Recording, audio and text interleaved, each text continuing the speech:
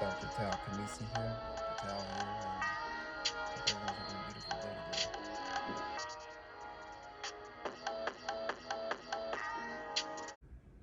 Greetings, Dr. Tal here again. Hope everyone's having a beautiful day. And today we're going to be touching on how to combine foods properly for optimal digestion. So many of us don't really realize that foods, some foods don't combine properly with other foods. And when we carelessly combine foods together, it can cause a lot of different issues, digestive issues, acid reflux. Um, Matter of fact, combining foods improperly is just as dangerous as eating junk food. So, when it comes to understanding proper food combinations, we have to understand the basis of what a food is comprised of. Um, so, we categorize foods in certain subcategories. So, we have starches, proteins, fruits, vegetables, and within that, we have more specified groups such as acid fruits, subacid fruits, sweet fruits. Um, so when it comes to, for example, um, acid fruits, if you have an acid fruits combine well with subacid fruits. Um, Subacid fruits combine well with sweet fruits. So yeah, sweet fruits that can combine well with subacid fruits. Acid fruits can combine well with subacid fruits, but acid fruits do not combine well with sweet fruits. All right. So you have an acid fruit, for example, say strawberry is considered an acid fruit. Um, on the opposite spectrum of that, you have sweet fruits like a banana. So I know this is a huge issue because that's a popular combination there, but it's actually an improper combination. So bananas and strawberries are actually an improper food combination. Um, so I know we see a lot in smoothies and a lot of recipes, call for adding bananas and strawberries, but that's just a popular one there. Um, Also, keep in mind the citrus fruits stay within the citrus family, so you don't combine citrus fruit with other fruits. Also, the melons, all the melons, honeydew melon, Crenshaw, watermelon, cantaloupes, those types of melons, those things stay within the melon family. Um, the chemistry or the biochemistry behind these things is acid fruits are oil based. They're primarily comprised of oils, and sweet fruits are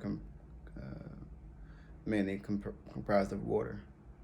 So when we combine oil and water, at room temperature or most temperatures, they do not combine properly. Do not actually mix together. So that causes indigestion and acid reflux and things of that sort. Also, you have starches and proteins. So starches do not combine properly with proteins. So meat and potatoes is actually an improper food combination. Proteins combine well with vegetables. Starches combine well with vegetables, but proteins and starches do not combine properly.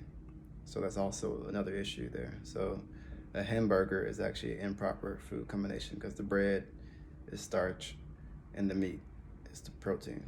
So that's can cause indigestion too, or acid reflux, or ulcers, or many type of digestive issues. Um, the main issue here in the Western world is digestive issues, which means that the Western world has still not learned how to eat properly. So, in many religious texts, you will see that the original so-called sin, if you follow those systems, the original sin was essentially learning how to eat properly. So, if you understand where I'm coming from, you know, so eating properly is the original thing that we must learn how to do, so we can be, into our higher self and higher mind. So the reason we want to understand eating and putting foods properly together, because it allows the body to absorb at optimal levels of nutrition. So the body cannot do two things at once. So the body can either digest food, or it can go into healing itself from any type of injury or cellular damage or things of that sort. So, for example, if someone's eating late at night repeatedly over and over and over again, what happens is the body goes into digestion and stays in digestion all throughout the night. So the whole night that they spend sleeping, they spent that whole night actually digesting food. Whereas if the body was not full with food late at night, the body would have switched from being in digestive mode to healing mode, and it would have helped you heal from those aches and pains over a long duration of time. So when we get into eating late at night and things like that, then you'll see that the body's always in a constant digestion mode. This is why it's important sometimes to go do some type of detox or a fast to allow the body to just rest. Eating one steak is equal to a construction worker doing a full day's of work. So that's a lot of energy the body's using to digest that meat. And the body can only digest 8 grams of what we call uric acid per 24 hours. And one steak has 20 grams of uric acid. So if you do the math there, you'll see that if the body can only metabolize 8 grams of uric acid per 24 hours, and you eat one steak, I mean, you shouldn't be eating meat unless if you're gonna eat meat, then you should only be eating it every, few days or so. You shouldn't be eating it every single day if you want optimal health. I know food's a sensitive topic, but this is a health channel, so I want people to understand that the uric acid can actually settle in the prostate itself and cause prostate issues and prostate cancer. So just keep that in mind. But the main thing to understand is that junk food and combining foods improperly is one of the same things. So we go into these restaurants and they just put all different types of food on the plate, and we don't have any true understanding of how to combine these foods properly for the body and how to get the most out of our meals. So the purpose of eating is to gain strength and power. A lot of us, eat for, emotional purposes or to escape certain issues. But so I don't want to keep this too long. If you don't know the categories of fruits and vegetables and those things, you can just kind of look it up, what's the proper food combination and whatnot. Now, keep in mind that sometimes you'll see some fruits labels, some vegetables labels as fruit, and some fruits labels as vegetables. And that comes from the 1883 fruit tax that happened, where farmers were being charged for growing fruits. So since the government was charging or taxing them for growing fruits, then because the fruits required more water to produce, then the government said, okay, since you're growing fruits, we're going to have to tax you on that.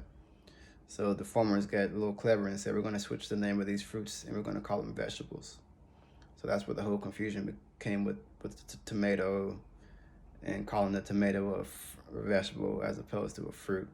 But a tomato is a fruit. Also, broccoli is a fruit. Corn is a fruit. Cauliflower is a fruit. Those are all fruits. So you have sweet fruits and you have unsweet fruits. So sweet fruits ripen early. Unsweet fruits ripen late. So since unsweet fruits ripen late, like a nut or cashews or pecans or walnuts, those are actually unsweet fruits. So they ripen late. So what happens is the farmers, they are trying to keep a market up. So they end up picking or taking off the tree too early, which causes the nuts to not actually be fully ripened when you consume them or when you buy them in the store. So what you have to do is you have to actually soak those nuts for at least 8 to 12 hours to remove what we call a digestive enzyme inhibitor. And that allows the nuts to be consumed or metabolized properly in the body. So some of these things we've learned throughout the way, but ideally in nature, you would not have to actually soak those nuts over a period of time to remove that, because it would be ripened when you eat it. Also, on top of this, the fruits that are considered organic in the stores are also been picked too early. So when they've been picked too early, in the last stage of maturation for a fruit, actually the fruit is actually going through, is releasing the tree is releasing the most nutrients inside of the fruit itself. So in the last stage of it being ripened, at least 70% of its nutrients goes into the fruit.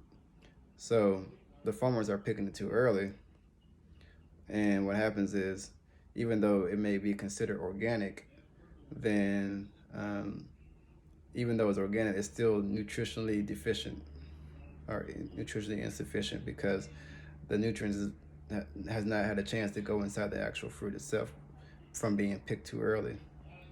Um, so it's a lot of things we have to kind of navigate here in the concrete world, in the Western world here, to understand, sciences and the fruits and vegetables and whatnot. Keep in mind, when you go to the grocery store, those numbers, those stickers you see on the actual vegetables and fruits, those are actually um, so those are actually coded with information. So for example, if you see a number or sticker with 4 digits and it starts with a 3 or a 4, those are genetically modified fruits or GMO foods. If it's with an 8 or 9, if it starts with an 8 or 9 and it's 5 digits, then a 9 means conventionally grown, which is safe, which is relatively safe to consume, and an 8 means organic, and it should be 5 digits long. That's how you can tell which fruits or vegetables are organic as well. So these are just some information to understand when you go to these food mercenaries called grocery stores, and just help you navigate better when purchasing food in the stores, and understanding what's organic, non-organic, proper food combination, and things of that sort. So I won't keep this too much longer. If you have any questions or comments, put them in the comment section. Please subscribe to the channel, and keep on growing the content and keeping things fervent and fresh. Everyone have a beautiful day. Peace.